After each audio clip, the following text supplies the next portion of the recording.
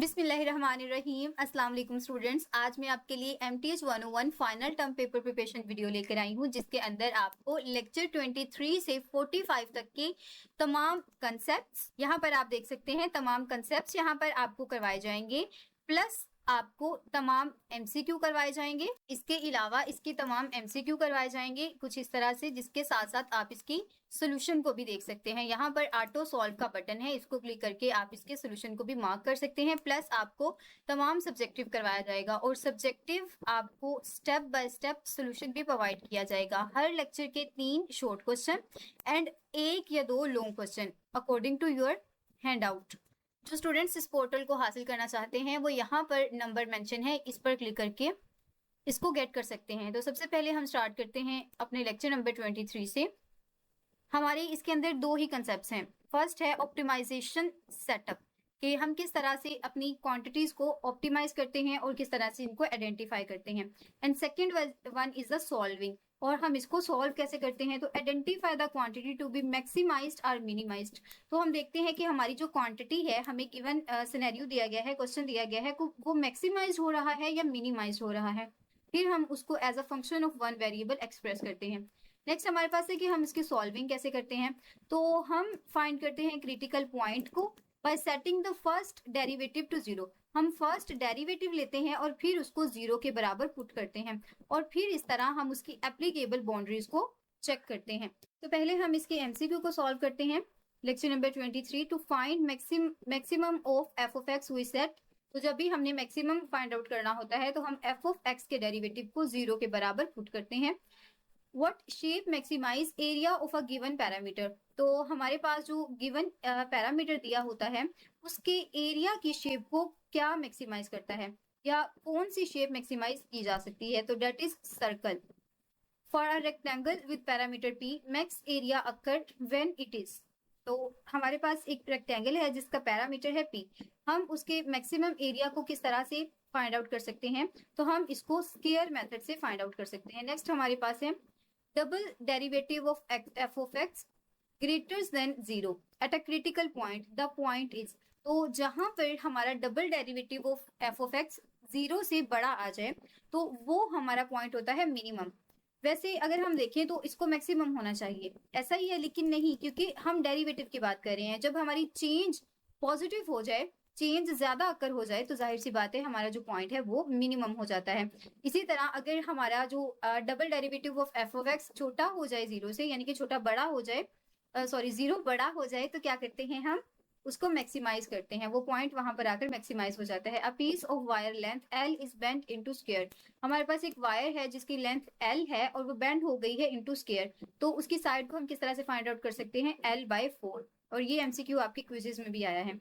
The optimization problems always require. Optimization problems हमेशा किस चीज को रिक्वायर करती है, a primary function to optimize. अब हम इसकी प्रॉब्लम्स को सॉल्व करते हैं, इसके इंपॉर्टेंट क्वेश्चंस को। स्टूडेंट्स, ये जो क्वेश्चंस आपको दिए गए हैं विद सॉल्यूशन, इसके अंदर से आप कुछ भी स्किप नहीं कर सकते। ऑलरेडी इसके अंदर से जो हमारी फजूल चीजें हैं उनको मैंने स्किप कर दिया है, तो इसको आपने कंप्लीट ही करना है। इसके अलावा मेरी फॉल 2026 की जो वीडियो है MTH 101 की, वो इससे भी ज्यादा बेहतर है और वहां पर भी मैंने आपको प्रिपरेशन करवाई हुई है, तो आप उसको भी मस्ट देखिएगा ताकि आपके तमाम कंसेप्ट क्लियर हो जाएं।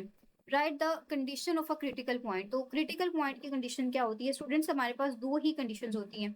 या तो हम derivative of f of x को 0 के बराबर रखते हैं, या फिर derivative of f of x को हम अनडिफाइंड करते हैं। नेक्स्ट है हमारे पास state the second derivative test for relative maximum. तो सेकंड डेरिवेटिव टेस्ट हमने लिखना है रिलेटिव मैक्सिमम के लिए। तो हमारे पास क्या टेस्ट होता है, सबसे पहले तो हम इसका डेरिवेटिव लेते हैं, फिर उस डेरिवेटिव के कांस्टेंट को 0 के बराबर पुट करते हैं। ये होती है हमारे पास कंडीशन नंबर 1। स्टूडेंट्स, इस कंडीशन को फॉलो करते हुए आपके पास जो भी क्वेश्चन आ जाए, रिलेटिव मिनिमम का आ जाए, रिलेटिव मैक्सिमम का आ जाए, आप उसको सॉल्व कर सकते हैं। और कंडीशन 2 हमारे पास ये होती है कि हम अपनी f ऑफ x का डबल डेरिवेटिव लेते हैं, और अगर वो डबल डेरिवेटिव हमारा छोटा हो 0 से, तो फिर हम कहते हैं कि हमारे पास ये रिलेटिव मैक्सिमम है at the x is equal to 0। c constant, यानी कि यहाँ पर हमारा कांस्टेंट आता है। Parameter of a rectangle is 20। Express area in term of width w। तो आपके पास पैरामीटर है रेक्टेंगल के 20, आपने इसके एरिया को डिफाइन करना है। तो आप किस तरह से करते हैं स्टूडेंट्स, आपके पास जैसे पैरामीटर्स हैं p is equals to 2l plus 2w is equals to 20। तो कुछ इस तरह से देखें, हमने पैरामीटर्स तो हमारे पास गिवन नहीं थे, तो हमने लेट किया, हमने 2l लेट किया एक साइड को, और 2y हमने w हमने सिलेक्ट किया उसकी विड्थ को, क्योंकि पैरामीटर्स के अंदर ये दोनों चीजें इन्वॉल्व होती हैं, और इनको हमने बराबर रखा 20 के। तो हम जब इसको सिंप्लीफाई करते हैं, किस तरह से हम सिंप्लीफाई करेंगे, डिवाइड बोथ साइड बाय 2, तो हमारे पास l plus w is equals to 10। अब इसी तरह हम l को साइड पर निकालते हैं, यानी कि इसकी लेंथ को, तो l is equals to 10 minus w। अब एरिया का फॉर्मूला हमारे पास होता है area is equals to area of rectangle का l डॉट w, यानी कि लेंथ मल्टीप्लाइड बाय विड्थ। तो अब इसको जब हम मल्टीप्लाई करते हैं, देखिए l की जगह पर हमारे ऊपर जो वैल्यू है, इसके लिए हम डिफरेंट कलर्स का यूज करते हैं ताकि थोड़ा सा और इजी हो जाए।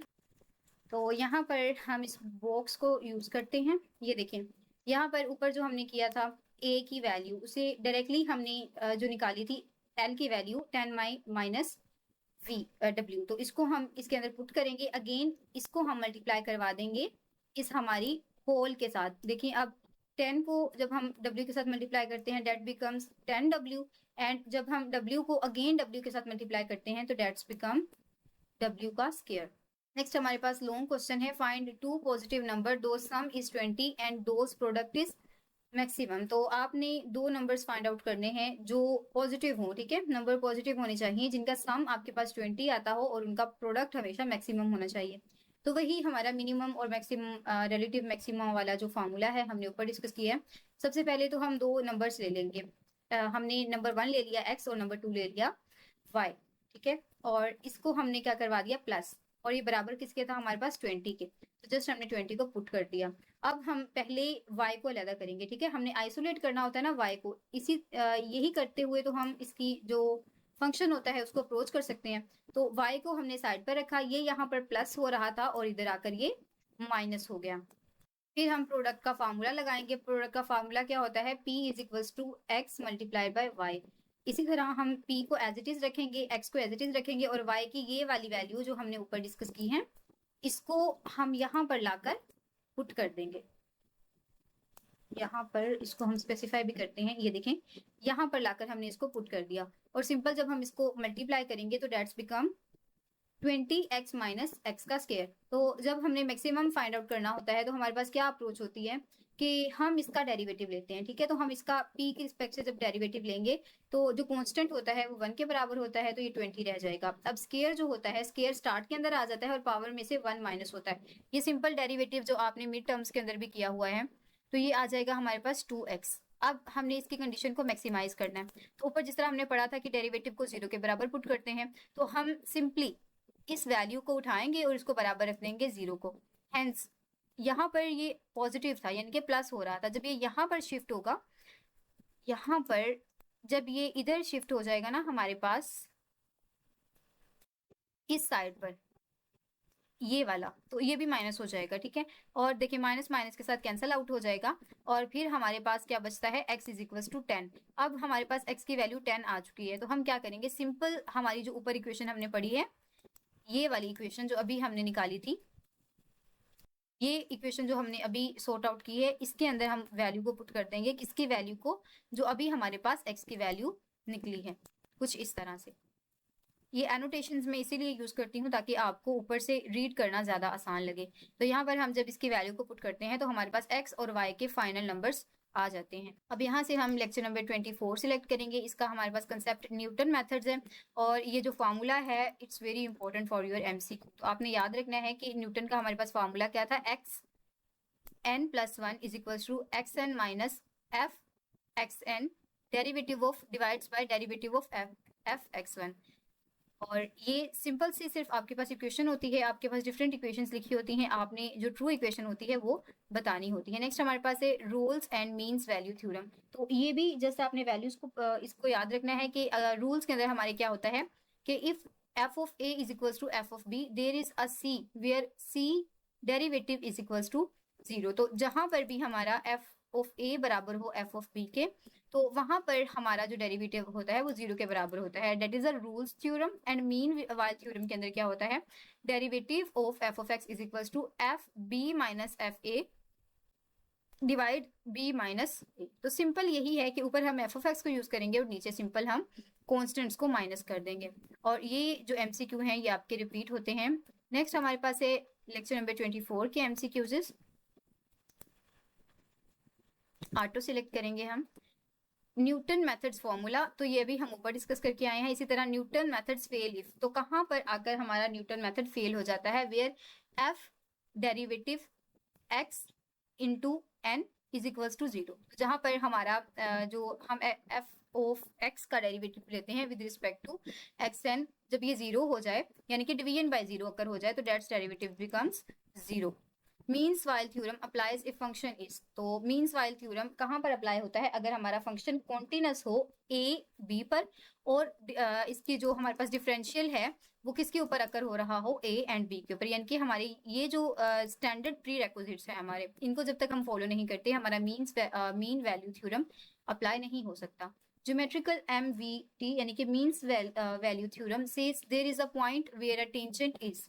तो ज्योमेट्रिकली अगर हम अपने मीन वैल्यू थ्योरम को देखें तो वहां पर एक पॉइंट होता है जब टेंजेंट हो तो क्या होता है, tangent is parallel to the second line. हमारा जो टेंजेंट होता है वो सेकंड लाइन के पैरेलल हो जाता है। और that is instantaneous rate equals average rate. तो हमारा जो इंस्टेंटेनियस रेट होता है उस पॉइंट पर आकर एवरेज रेट के बराबर हो जाता है। If derivative of f of x is equals to 0 for all x in an interval then f of x is, तो एफ ऑफ एक्स यहाँ पर क्या होता है, कांस्टेंट हो जाता है, क्योंकि जब हमारा डेरिवेटिव ही 0 आ जाए तो पीछे बचेगा क्या, सिर्फ constant. Newton's method use which geometrical features, तो न्यूटन मेथड्स हमारे टेंजेंट लाइन फीचर्स को यूज करता है। नेक्स्ट है हमारे पास what is Newton's formula. Again ये आपसे पूछा जाता है स्टूडेंट्स, तो आपने याद रखना है। इसी तरह आपने रूल्स थ्योरम का फॉर्मूला भी देखना है। इसका जो थ्योरम है, वैसे मैक्सिमम तो आपके थ्योरम्स नहीं आते पेपर के अंदर, बाय चांस अगर वो कोई फॉर्मूला पूछ लेते हैं या आपसे थ्योरम पूछ लेते हैं तो आप इसको सिंपली 3 स्टेप्स के अंदर लिख सकते हैं, जो हमने ऊपर भी पढ़ा। और जी हाँ, ये रीजंस आपसे पूछी जाती हैं कि किस कंडीशन पर आकर हमारा न्यूटन्स मेथड फेल हुआ था। इसी तरह verify the mean value theorem, तो आपने यहाँ पर मीन वैल्यू थ्योरम को वेरीफाई करना है एट द इंटरवल 1 and 3। और स्टूडेंट्स ये आपका बहुत ज्यादा इंपॉर्टेंट है और ये रिपीट भी होता रहा है आपके पास्ट पेपर्स के अंदर। तो हमारे पास F of x is equal to X का स्क्वायर और इंटरवल हमारे पास 1 and 3 है। तो हमारा जो हमारे पास मीन वैल्यू थ्योरम है, सिंपल हम उसका फॉर्मूला लिखेंगे और इसके अंदर वैल्यूज को पुट कर लेंगे। देखें अब हमारे पास बी का हमने 3 पुट किया और ए का हमने क्या पुट किया, 1। अब 3 में से हमने 1 को माइनस कर दिया। इसी तरह हम इसको लेकर आएंगे अपनी लेफ्ट साइड के ऊपर। देखें एफ ऑफ 3 जब हम पुट करते हैं हमारी इस वैल्यू के अंदर, सिंपली जिस तरह हम इसको पुट कर सकते हैं, फॉर एग्जाम्पल लाइक दिस, यहाँ पर हम इस मार्कर को यूज करते हैं। तो ये देखें हमने सबसे पहले एफ ऑफ 3 पुट करना था, तो इसका मतलब है कि हमने एक्स की जगह पर 3 का स्क्वायर पुट कर देना था यहाँ पर कुछ इस तरह से। तो यहाँ पर एनोटेशंस ठीक से यूज नहीं हो रही, कुछ इस तरह से। तो जब हम इसको करते हैं तो डेट्स बिकम्स 9, और इसी तरह जब हम 1 का स्क्वायर लेते हैं तो हमारे पास 1 ही रहता है। नेक्स्ट इसको हम 4 के बराबर रखेंगे क्योंकि ये रफली हमारे पास एवरेज है। एवरेज का तो आपको पता ही है हम किस तरह से फाइंड आउट कर सकते हैं। देखिए 9 में से जब हमने 1 गया तो 8 बचा, और 8 को जब हमने डिवाइड किया 2 के पास तो हमारे पास आ गया 4। अब हम इसका डेरिवेटिव लेंगे, ठीक है। तो डेरिवेटिव कैसे होता है, f का डेरिवेटिव 2x आएगा। देखें ये जो वैल्यू है इसका किस तरह से डेरिवेटिव आता है, ये इसकी जो पावर होती है वो स्टार्ट में आ जाती होती है, ये जो पावर है वो स्टार्ट में आ जाएगी यानी कि 2 बन जाएगा। और ये जो x होता है हमारा, यहाँ से एक माइनस कर देते होते हैं ना, हमेशा 1 माइनस करते हैं। तो जब हम 2 में से एक को माइनस करते हैं तो हमारे पास सिर्फ 1 बचता है, तो यानी कि 2x हमारे पास इसका डेरिवेटिव आ जाएगा। यहाँ पर आप देख सकते हैं। और फिर हमारा सेकंड स्टेप होता है कि हमने इस पॉइंट सी के ऊपर देखना होता है हमारा कांस्टेंट क्या आया था, तो हमारा आया था कांस्टेंट 4। इसी तरह अब हम पुट करेंगे इसकी वैल्यू को, तो 2c इज इक्वल टू 4। यहाँ पर देखें हमने इसकी x की जगह हमने c को पुट कर दिया तो ये 4 के बराबर आता है। इसी तरह जब हम c को साइड पे रखेंगे और यहाँ पर ये डिवाइड मल्टीप्लाई हो रहा है, यहाँ आकर ये डिवाइड हो जाएगा। तो जब 2 को हम 4 के साथ डिवाइड करते हैं तो that become c is equal to 2। और फाइनल कंडीशन हमारे पास क्या है, 2 बिलोंग्स टू 1 and 3। सो हमारा जो मीन वैल्यू थ्योरम है वो वेरीफाइड हो चुका है। एक चीज को याद रखें कि आपके पेपर के अंदर बहुत लेंथी किस्म की स्टेटमेंट्स नहीं आती, क्योंकि आपने मैथ को लिखना होता है मैथ टाइप के ऊपर।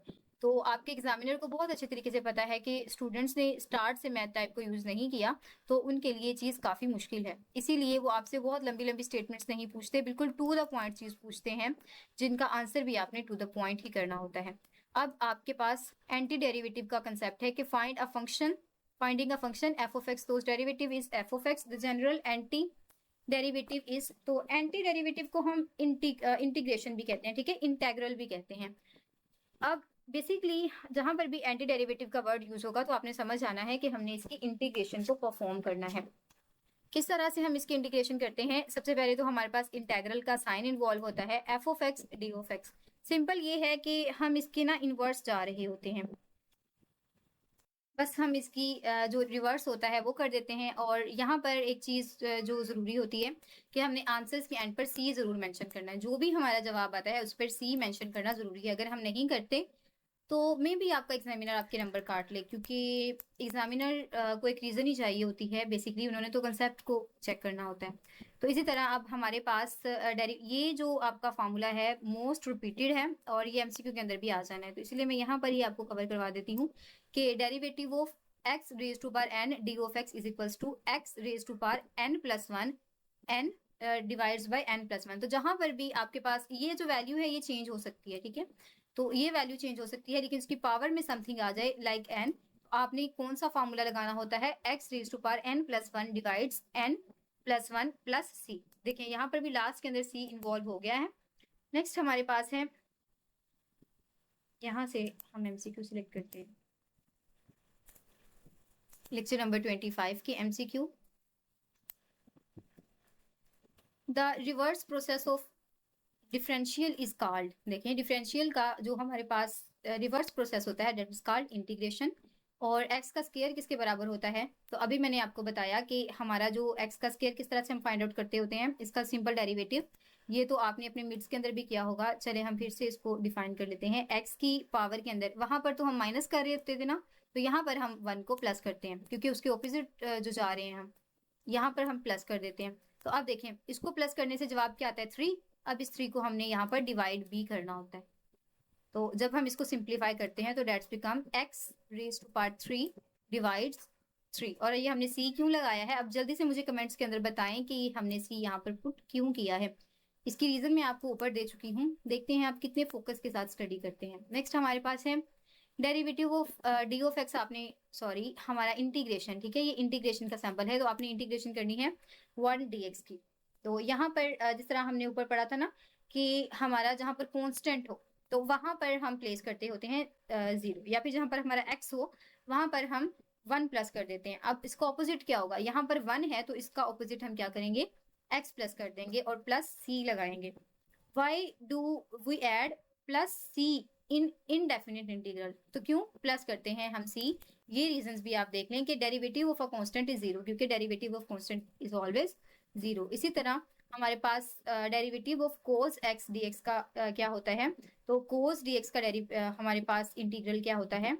साइन एक्स प्लस सी, ठीक है। और इसी तरह हम अगर इसका लें E raise to power X D X, तो हमारा इंटीग्रल इसका क्या होता है? E X plus C. अच्छा जी, तो ये स्टूडेंट्स आपकी जो की पॉइंट्स दिए होते हैं, आपके रिमार्क्स होते हैं, वहां से एमसीक्यू आते हैं। इस चीज को भी आप माइंड में रखें कि आप अपने हैंड आउट में जो रिमार्क्स दिए होते हैं आपके लेक्चर के एंड पर, या फिर मैम किन्जा बिलाल के लेक्चर्स के अंदर मैक्सिमम वो मेंशन्ड होते हैं, तो आप उनके हैंड आउट से या उनके वो जो नोट्स हैं उनसे वो रिमार्क्स जरूर पढ़ के जाइएगा। वैसे ये करने के बाद आपको उनकी जरूरत तो नहीं है। The integral derivative 1 by x D x is, तो हमारे पास 1 बाई एक्स का इंटीग्रल क्या होता है? लोग मोड ऑफ एक्स प्लस सी। तो ये सिंपल सी स्टेटमेंट है, आपने इनको जस्ट याद करना है। नेक्स्ट हमारे पास है सब्जेक्टिव ऑफ लेक्चर नंबर 25। यहाँ पर आपने इवेल्युएट करना है integral of 5x raise to power 4 dx। तो किस तरह से हम करेंगे? 5 हमारा एज इट इज रहेगा, x प्लस 4 के अंदर हम 1 को प्लस करेंगे, 5 बन जाएगा, और 5 को हम डिवाइड भी कर देंगे प्लस c, क्योंकि ये हमने डालना ही है, क्योंकि हम इनडेफिनिट इंटीग्रल्स की बात कर रहे हैं। तो ये वाला जो 5 है हमारा, ये इसके साथ कैंसिल आउट हो जाएगा कुछ इस तरह से, ये हमारा कैंसिल हो गया, और पीछे हमारे पास क्या बचता है? सिर्फ ये। तो ये हमारा आंसर आ गया 5x raise to power 5 plus C. इसी तरह नेक्स्ट हमारे पास है evaluate integral of 2x plus 3 dx। तो इसको हम किस तरह से इवेल्युएट करेंगे, सिंपली जैसे हमने ऊपर किया है, लेकिन इसके अंदर दो चीजें इन्वॉल्व हो गई हैं। तो इसको हम किस तरह से ट्रीट करेंगे, इनको हम सेपरेटली ट्रीट करेंगे। जैसे अब हमारे पास पहला ये है ना 2x, तो 2 हमारा बाहर रह जाएगा, ठीक है, और x के ऊपर कुछ भी नहीं है, तो इसका मतलब है कि 1 है, ठीक है। और इसके अंदर हम प्लस करवा देंगे अपने 1 को, ये प्लस का सिंबल है, और इसके अंदर फिर से प्लस हो जाएगा 1, और इसी को हमने डिवाइड करवाना होता है 2 के साथ, ठीक है। तो ये हमारे पास 2x डिवाइड बाई 2, और ये इसके साथ कैंसिल हो जाएगा। नेक्स्ट हम आते हैं हम 3 के ऊपर, तो 3 के साथ कुछ भी नहीं है, जहाँ कुछ भी नहीं होता वहां 1 होता है, और इंटीग्रल के अंदर जहाँ 1 होता है वो हमारा x बन जाता है, तो 3x प्लस c। तो ये हमारे पास प्रूव हो गया। और इतने ही सिंपल से क्वेश्चन आते हैं। जहां पर भी स्टूडेंट आपका क्वेश्चन 5 लाइन से मैक्सिमम होने लगे उसका आंसर, तो आप वहीं पर उसे स्किप कर सकते हैं, क्योंकि इतना लंबा कभी भी नहीं आएगा। मैक्सिमम जो स्टेप आते हैं आपके लॉन्ग के लिए वो 6 होते हैं, और मिनिमम स्टेप जो आपके शॉर्ट के लिए आते हैं दैट इज 3 स्टेप्स। इससे ज्यादा आपको कभी भी लॉन्ग शॉर्ट नहीं आता। अप्लाई स्टैंडर्ड फॉर्मूला, तो आपने इसके सिंपल स्टैंडर्ड फॉर्मूला को अप्लाई करना है। ये बहुत रिपीट हुआ है, मुझे याद है कि जब मैंने ये पेपर दिया था तो मुझे भी ये आया था पेपर के अंदर। तो साइन एक्स का क्या होता है हमारे पास, इंटेग्रल माइनस कोस एक्स। इसी तरह ये थोड़ा सा लेंथी है कि आपने एफ ऑफ एक्स का पहले आपने इसका डेरिवेटिव फाइंड आउट करना है, ठीक है, और फिर आपने इसके अंदर एफ ऑफ एक्स की वैल्यू को 5 के बराबर पुट कर देना है। तो इसका हम क्या करेंगे, इसका हम इंटेग्रल फाइंड आउट करेंगे पहले। यहाँ पर ये देखें हमारे पास सिंपल ये दिया हुआ है डेरिवेटिव, और जब हम इसका इंटीग्रल लेते हैं, क्योंकि हमने रिवर्स जाना होता है, तो हमारे पास क्या आ जाएगा, ये देखिए यहाँ पर इंटीग्रल हमारा डेरिवेटिव था, इसको हमने खत्म किया और इसका उलट क्या आ गया। हम एनोटेशंस को यूज करते हैं, ये देखिए यहाँ पर हमने इसको इन्वर्ट किया, क्योंकि अब हमने एंटी जा रहे हैं, तो एंटी के लिए फिर हम इंटीग्रल का सिंबल पुट करते हैं। और सिंपल जो मैंने आपको ऊपर पढ़ाई है इंटीग्रेशन, उसी तरह हम इसको इंटीग्रेट करेंगे। आप पेपर पेन का यूज कर सकते हैं। वीडियो की लेंथ बहुत ज़्यादा हो जाती है, इसीलिए हम यहाँ पर इसको और एक्सपेंड नहीं करेंगे। तो जब हम इसको सिंप्लीफाई करते हैं तो हमारे पास आंसर आता है 2x³ minus 2x² plus x plus c। अब हम सिंपली इसके अंदर वैल्यू को पुट कर देंगे, तो जहां जहां पर x आ रहा है वहां वहां हम 5 को पुट करते जाएंगे, और सिंपली हम जहां पर हमारा 2x1 का स्क्वायर, ठीक है, और माइनस 2x1 का स्क्वायर प्लस 1 प्लस c और इज इक्वल्स टू 5, और इसको हम 5 के बराबर पुट करके जब हम इसकी सिंपल सी कैलकुलेशन करते हैं तो डेट बिकम्स 4, और ये हमारा जो फंक्शन है वो क्या हो जाता है 2x² plus 2x² plus x plus 4, क्योंकि हमारा यहाँ पर c कांस्टेंट था ना, और यहाँ पर हमने बेसिकली c की वैल्यू को निकालना था।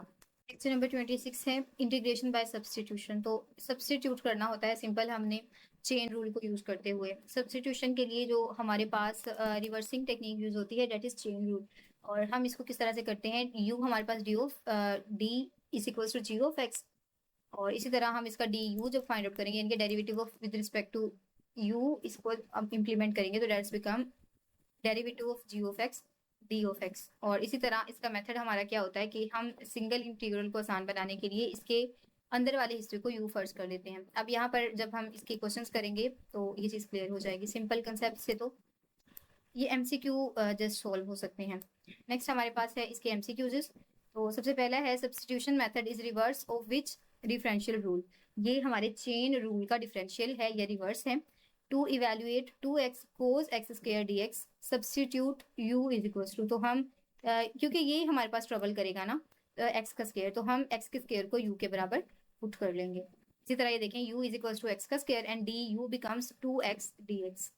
इन u is equals to dx plus 5 then du। देखिए आप इसका du आपने फाइंड आउट करना है, तो इसका जब हम डेरिवेटिव लेंगे तो 5 एज इट इज आ जाएगा और इसकी जगह 0 आ जाएगा। तो जब 5 के अंदर 0 को प्लस करते हैं तो ये हमारे पास 0 ही रहता है, और dx इसके साथ आएगा क्योंकि हमने dx को कंसीडर किया है। Evaluate e raise to power 3x 0.3 dx। तो आप इसको किस तरह से इवेल्युएट कर सकते हैं, देखिए ये सिंपल है ना 3 dx, तो इसको हम जब इसका इंटीग्रल लेते हैं, यहाँ नीचे आप देख सकते हैं, इसको हम 3d के बराबर पुट कर लेंगे, और जब हम du के अकॉर्डिंगली इसको हम एक्सपेंड करेंगे तो e raise to power 3x आ जाएगा, x की जगह u पुट कर देंगे प्लस c, और जब हम इसको अगेन रिवर्स करेंगे तो e raise to power 3x plus c। ये सारी एक्सप्लेनेशन यहाँ पर मेंशन है। When changing variable from x to u in an indefinite integral, the final answers become। तो जब हम x को u के इनडेफिनिट इंटीग्रल के अंदर चेंज करते हैं तो हमारा जो फाइनल आंसर होता है be converted back to the x, back to the x भी कन्वर्ट करना पड़ता है। कभी भी हम u की फॉर्म में इसे ट्रीट नहीं कर सकते। देखने को तो यहाँ पर हमारा आंसर आ गया था, यहाँ पर हमें लग रहा था कि हमारा आंसर कंप्लीट हो गया है, बट नहीं, हमें उसे अगेन x की फॉर्मेट के अंदर भी चेंज करना था।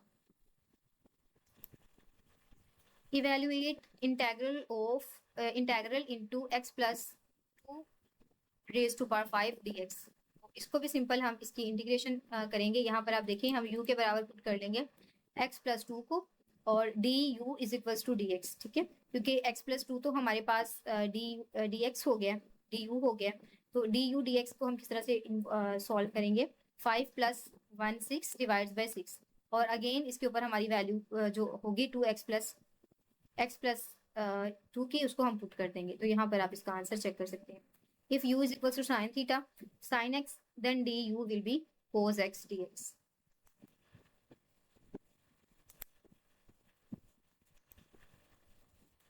यहाँ पर what is substitution for x square e x raised to power 3 and dx।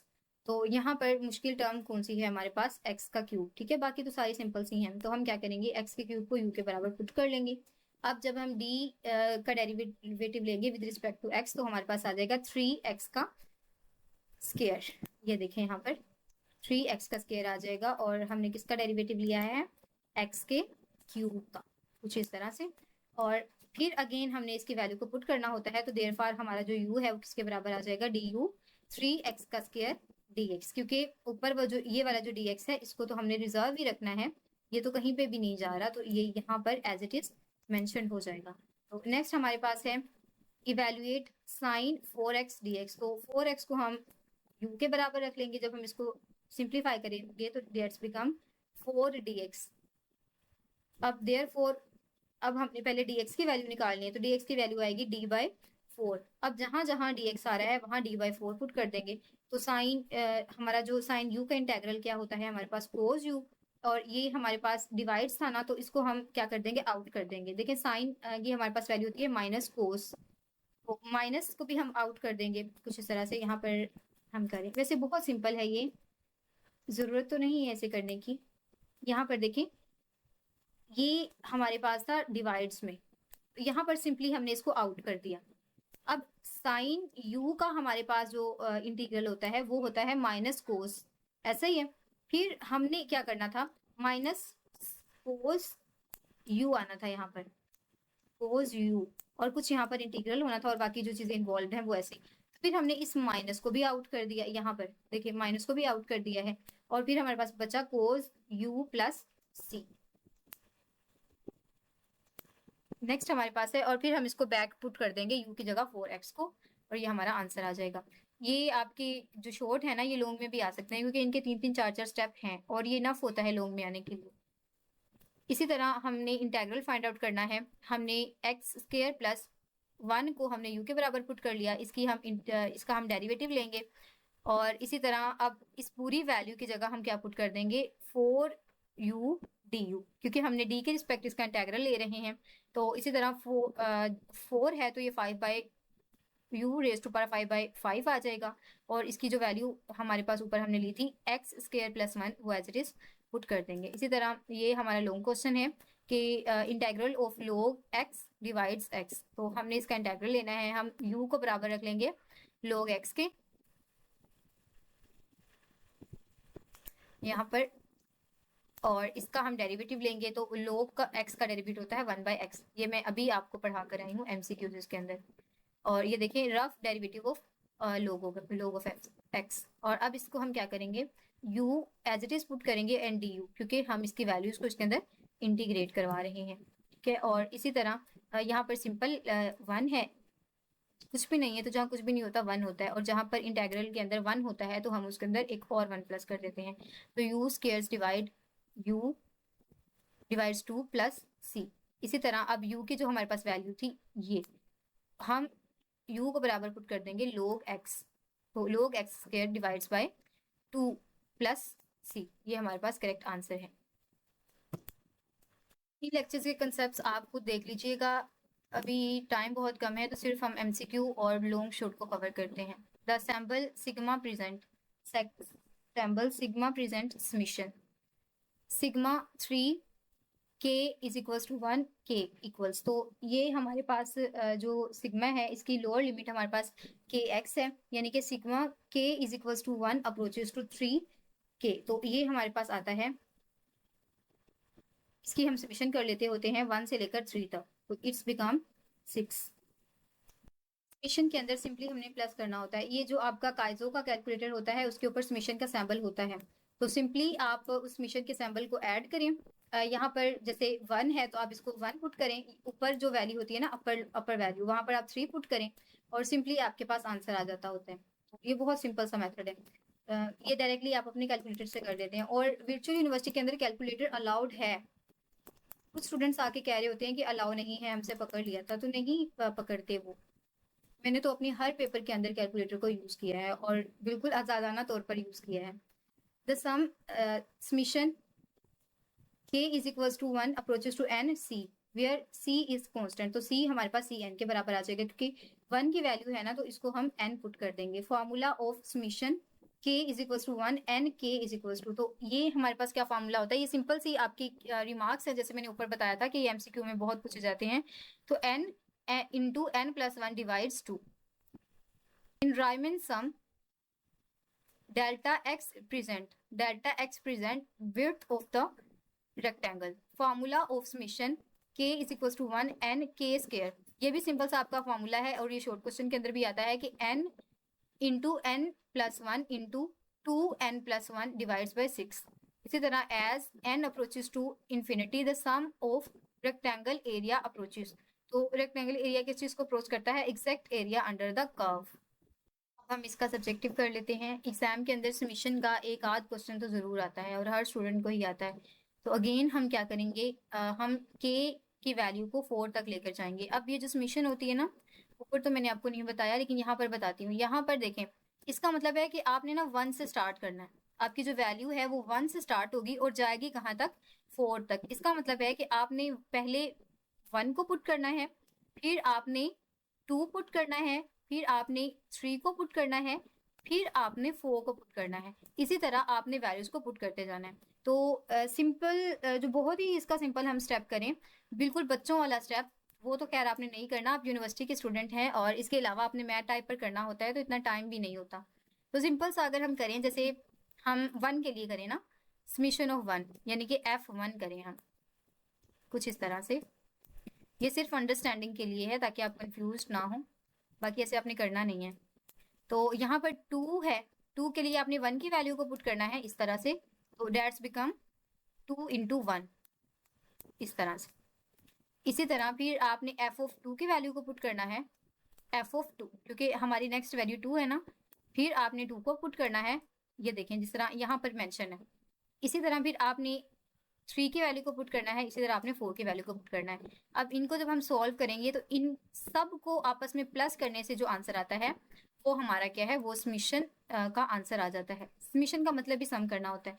अब इसको आपने सिग्मा नोटेशन के अंदर लिखना है। तो अगर आप देखें 1 से स्टार्ट हो रहा है और 25 पर ये एंड हो रहा है, और इसके पैटर्न को हम किस तरह से डिफाइन करते हैं, 1 और देखें 4 2 का स्क्वायर होता है, 9 3 का स्क्वायर होता है, 4 16 4 का स्क्वायर होता है, एंड 5 हमारे पास 25 5 का स्क्वायर होता है। तो हमें पहले पता चल गया यहाँ पर कि हमारी जो वैल्यूज हैं वो 1 से 5 तक जा रही हैं और हर बार हमारा k का स्क्वायर आ रहा है। तो सिंपली हम इसको पुट कर देंगे और इसका आंसर आ जाएगा। What is the formula for, तो हमारे k क्यूब का फॉर्मूला क्या होता है, n plus 1 divides 2 raise to power square of 2। इसी तरह आपने वैल्यू फाइंड आउट करनी है। तो जो मैंने ऊपर आपको मेथड बताया था, इसको हम सेपरेट कर लेंगे क्योंकि इकट्ठा डील करना जाहिर सी बात है थोड़ा सा मुश्किल है। तो इस 2 को पहले ही हम आउट कर लेंगे, फिर हम इसको एक बार k के साथ इसको करवाएंगे हम इसकी समीशन, इस सिग्मा के सैम्पल को हम सेपरेट करेंगे और इसी तरह फिर हम 3 के साथ करवाएंगे। तो ये सिंपल सा प्रोसीजर है, आप यहाँ पर वॉच कर सकते हैं। इस वीडियो के अंदर हम लेक्चर 30 तक ही जाएंगे। नेक्स्ट अगर आप रिक्वेस्ट करेंगे तो मैं वीडियो बना दूंगी। 27 हो गया हमारा, 28 पर आ जाते हैं हम। Definite integral. पहले हम इनडेफिनेट के साथ डील कर रहे थे। यहाँ पर जो चीज़ आपने नोटिस करनी है वो सिर्फ इतनी सी है कि हमारी अपर और लोअर लिमिट सेम है। ये देखिए, अपर और लोअर लिमिट जो है वो सेम है, ठीक है। तो यहाँ पर जब हमारी दोनों चीज़ें सेम हो जाती हैं तो हमारा जो आंसर आता है वो कांस्टेंट आता है। सिंपल, ये आपने याद रखना है। देखिए, no width of the integrals means constant area. ना तो हमारी विड्थ है ना हमारी लेंथ है, तो इसका मतलब एरिया होगा ही नहीं। Reversing the limit of integration, अब आपकी दोनों चेंज है ना, तो इसको जब आपने रिवर्स करना हो तो आप इसको मल्टीप्लाई करवाते हैं -1 से। Definite integral output are numbers, तो इनकी जो वैल्यूज आती है वो नंबर्स आती है। It completes a specific net area, compute करता है स्पेसिफिक नेट एरिया को। इफ हमारे पास इंटीग्रल है, लिमिट है हमारे पास 0 to f of x d of x is equals to 5। इसी तरह हमारे पास लिमिट है, हमारी लोअर लिमिट है 2 एंड अपर लिमिट है 5, और f of x is equals to 3। इन दोनों की वैल्यूज हमारे पास मेंशन्ड है, और हमने जब इसको इंटीग्रेट करना है तो इंटीग्रेट ऐसे ही करते हैं ना, ये दोनों सेम सेम है, और आपको पता है जहाँ पर चीज़ें सेम सेम आ जाए वहाँ पर आंसर 0 आता है। तो इसीलिए ये देखें, ऊपर जो मैंने आपको अभी कंडीशन बताई है ना, इनका जब हम इंटीग्रल लेते हैं तो ये चीज़ तो हमारी सेम सेम आ गई है। तो पीछे हमारी 5 और 0 बचता है, तो इसके हिसाब से जब हम इसको इंटीग्रेट करते हैं, स्टूडेंट ये आपका लॉन्ग क्वेश्चन में भी आ सकता है, तो ये हमारे पास आंसर आता है 8, सिंपल से इसकी इंटीग्रेशन करके। The definite integral is the limit of Riemann sum. Area above the x axis is considered as negative. इसी तरह आपके पास इंटीग्रल है b, integral a approaches b, f of x plus g of x into d of x. तो इसको आपने separate separate किस तरह से लिखना है, एक बार आपने लिमिट को एफ ऑफ एक्स के साथ लिख लेना है और एक बार आपने जी ऑफ एक्स के साथ लिख लेना है। इसके क्वेश्चंस की तरफ चलते हैं हम। जो स्टूडेंट इस कंप्लीट पोर्टल को कर लेता है वो 90% से भी अबव जा सकता है, अगर उसने अपने मिड्स को बहुत अच्छे तरीके से क्लियर किया है, यानी कि उसका मिड का रिजल्ट काफ़ी अच्छा था। तो अब देखिए, यहाँ पर आपने इसको इवेल्युएट करना है। इवेल्युएट करने की ज़रूरत ही नहीं है, क्योंकि हमारी जो ऊपर लिमिट्स हैं वो तो बराबर हैं दोनों। जब हमारा विड्थ ही बराबर है तो एरिया क्या खाक निकलेगा। तो बिल्कुल इसी तरह हम इसको इंटीग्रेट ही नहीं करेंगे, सिंपली हम इसका आंसर लिख देंगे। और वर्चुअल यूनिवर्सिटी के अंदर इसी तरह के क्वेश्चन आते हैं, आपको बहुत ज़्यादा मेहनत नहीं करनी पड़ती।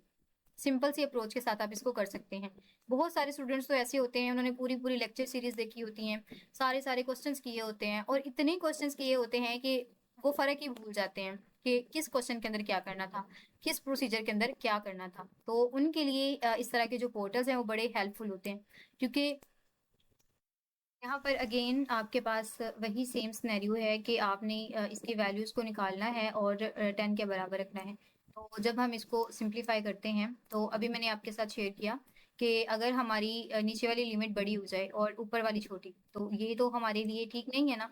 हमने अप्लाई करनी है लिमिट की प्रॉपर्टी। वो किस तरह से करते हैं, हम जब इसको इंटरचेंज करते हैं तो साथ माइनस का सिंबल आता है, और बड़ी जो हमारी वैल्यू थी वो ऊपर चली जाएगी और छोटी नीचे आ जाएगी, और इसको हम पुट कर देंगे -1 के 10 के बराबर। सिंपली इसको रिवर्स करेंगे तो माइनस इसके साथ नहीं बल्कि -10 आ जाएगा। देखने में कितना मुश्किल सा लग रहा है, और जब आपको शॉर्ट क्वेश्चन के अंदर आएगा ना तो आप कहेंगे इतना मुश्किल, हम तो इसको स्किप करने लगे हैं। लेकिन जब आप इसको थोड़ा सा अपनी कंसेप्ट्स को आपने क्लियर किया होगा, मेरी इस वीडियो को वॉच किया होगा, तो आपको पता चल जाएगा कि हमने करना तो सिर्फ इन्वर्ट ही है ना, इसकी इन्वर्जन करनी है, तो सिर्फ हमने -1 को इसके अंदर इन्वॉल्व करवा देना है। नेक्स्ट है हमारे पास what does the definite integral presents geometrically. तो डेफिनेट इंटीग्रल क्या प्रेजेंट करता है हमारे नेट एरिया को, किस तरह से कि area above minus area below. इसी तरह आपके पास ये गिवन कंडीशन है, क्वेश्चन है, और आपने इसको सॉल्व करना है। पहले आपने एफ ऑफ एक्स को सॉल्व करना है और उसको बराबर रखना है 4 के, फिर आपने जी ऑफ एक्स के अकॉर्डिंगली करना है और इसको बराबर रखना है 2 के, और इन दोनों के जो आंसर्स आएंगे उनको आपस में आपने सब्ट्रैक्ट करवा देना है, यानी कि 2 के साथ मल्टीप्लाई करवा के ना, पहले इन दोनों की आपने वैल्यू निकाल लेनी है, ठीक है। और फिर जब वैल्यू निकल आएगी तो उसको आपने एफ ऑफ एक्स वाली को 3 के साथ मल्टीप्लाई करवा देना है और जी ऑफ एक्स वाली को 2 के साथ, आपके पास आंसर आ जाएगा 8। सिंपल सा आंसर है ये। अब लास्ट लेक्चर की तरफ जाते हैं हम इस वीडियो का, बल्कि अभी एक और लेक्चर भी है आपका 29।